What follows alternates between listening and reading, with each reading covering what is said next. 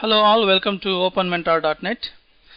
Let us take some more topics on Microsoft Word. It's the version 2010. In this, we are going to deal with the insert options. There are a lot of insert options available in MS Word.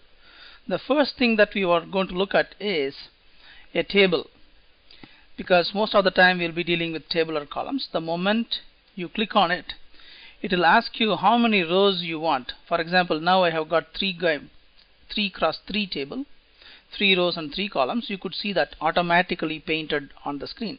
Now if I move this here, it automatically takes it. Suppose you don't want this design, if you want to insert your own way, right? You can say the number of columns is a 3 and number of rows is 6.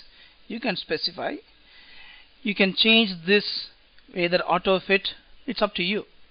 Now I click on this, it draws the table. Now you can resize the column width. It's just drag and drop. Now I resize the column width. If you want to start typing it, this is a name, age, salary. Okay, you can say John 40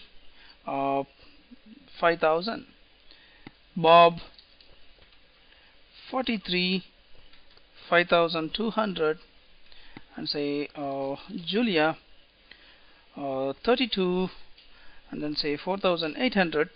So you type some details over here.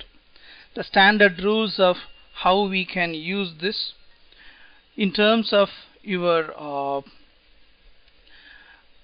functionalities with respect to your particular need or your industry, you can customize this. The way normally people do is first they plan what details they want, then they take this as the header, then all these things are row, finally they will have a summary. For example, if you have a total, then there is no point in totaling the age, but you can total the salary. We will see how to total using a formula a little bit later. The first thing is, with respect to your industry, you need to determine the structure. Suppose I want to add one more row on from the last, position here, position the cursor there, then tab, it will add one more row. If you want to insert one more row next to this, position the cursor, click on it outside the table, then hit enter, it will have this. It will insert a new row. Then 42 5,100. So you can do this way. Suppose if you want to have this table to have a design with proper coloring, you can go to this. Okay, there is a shading option available under design. After inserting, you can go to design, then you can say select that, automatically the table color, the alternate rows change. Now I do this way. Whether you want blue color or green, it's up to you. Now I'm coming back to this. So the way you normally put the table is very simple. But if you look at this table, the column lines are not pretty visible. So what you can do is go back here, then you can use this also. Click on it. Now you could see the borders are drawn. This is a standard way that you do for any tables. Pretty much the same icon is used in Excel also. Okay, now having inserted the table, I want to have something like Excel. This is almost like Excel, but this is a table drawn in Microsoft Word.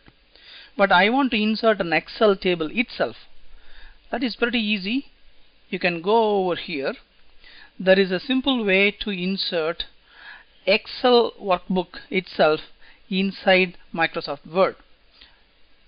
To do that, go to this table, click on it, then you could see Excel spreadsheet as one more option.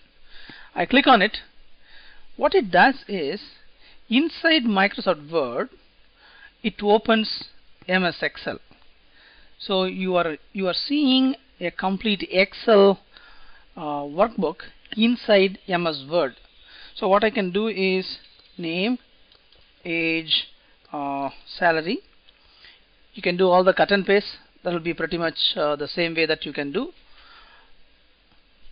So all I did is I did a cut and paste from the previous one, from the words Word section to Excel section. So in Excel I want to have a total of this. All you need to do is equal to sum of, you can select, highlight these cells, put the end bracket, it calculates the total. It's pretty simple in Excel.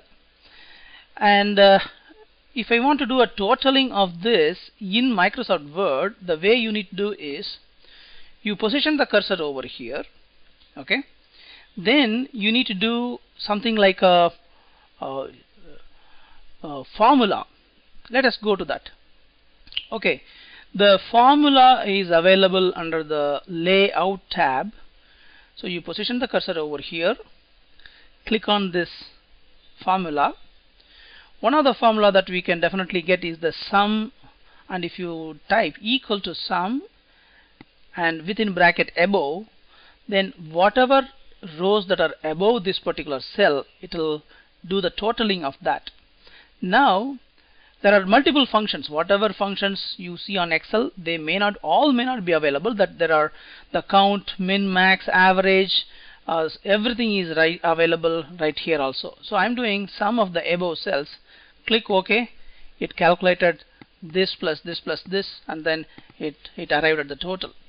So either way you can do an Excel workbook inside Microsoft Word, or you can use a normal table inside Microsoft Word. Either way it is fine. But the Excel workbook will help in terms of charting and other stuff. That probably we will see in the next section. This is purely just inserting a tabular column inside Microsoft Word. There are auto formatting with alternate rows coloring available.